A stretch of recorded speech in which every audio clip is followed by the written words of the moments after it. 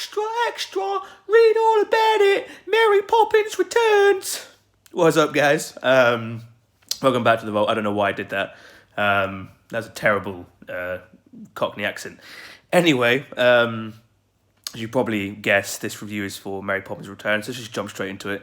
This one opens with a song sang by Lin-Manuel Miranda as he cycles through London and giving us some gorgeous camera shots of the city. There's a wonderful cast for this one. Emily Blunt plays legendary Poppins and does brilliantly in filling the shoes once filled by Julie Andrews. Then there's the best of British with the likes of Colin Firth, Emily Mortimer, and even Angela Lansbury makes an appearance along with Dick Van Dyke, which would be a nice kind of nostalgic memento for fans of the 1960s film. But both Lin-Manuel Miranda and Meryl Streep bring some fresh American air to the film. Streep is actually really entertaining with her one song. It's probably my favourite song of the whole film. The standout for me, though, was Ben Whishaw. He gave such an endearing performance as a father who is overwhelmed but trying his best to hold things together. Definitely the best performance in the entire film. The story is one of wonder, magic and imagination.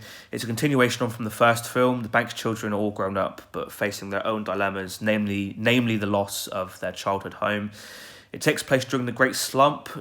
That doesn't necessarily mean that this story loses any of its charm or sweetness. Like its predecessor, this film is also incredibly colourful and bright.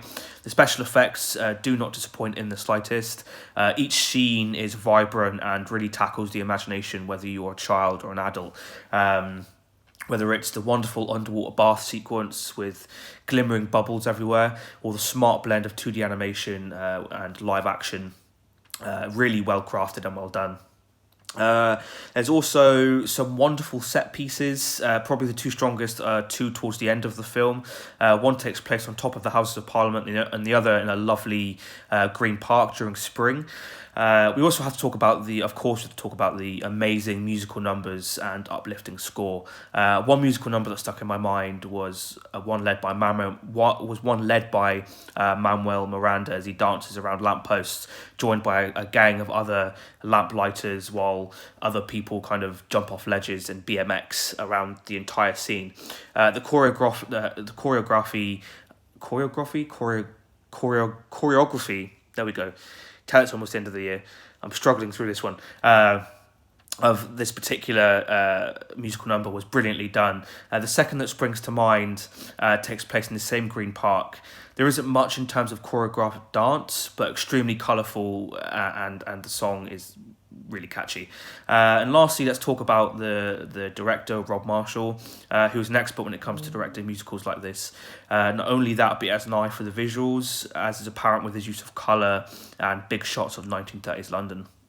My only issues with this film is that it's insanely cheesy and there are some really hard to stomach lines of dialogue. But then, again, it is a musical. And what I learned from this was that the only way is up, or something like that. So there we have it, guys. There's my review, very stumbly review for Mary Poppins Returns. Let's just jump to the two most important questions. Question number one, would I recommend this film? I would recommend this film, definitely. If you're a fan of the previous 1960s original, then definitely you'll enjoy this film. Or if you're generally a fan of musicals and watching musicals, then again, you will definitely enjoy this film because it is a very, very well crafted, well put together musical.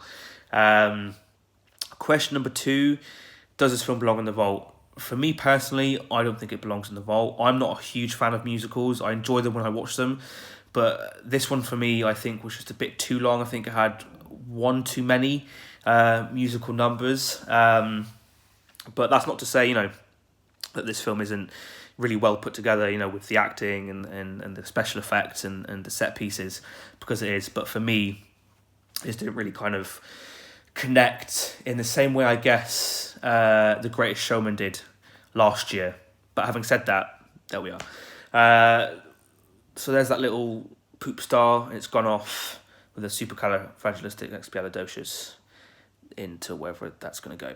So there we have it, guys. There's my review for Mary Poppins Returns. If you agree with what I've said, please let me know why down in the comments below. If you don't agree, and again, let me know why down in the comments below.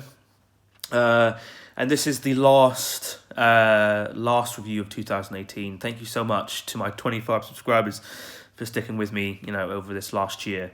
And if you like what I'm doing here, guys, please don't forget to like, subscribe, share this video with everybody you know before the end of this year. And until the next one, Happy New Year, peace and love, and I'll see you next year. Peace and love, dudes.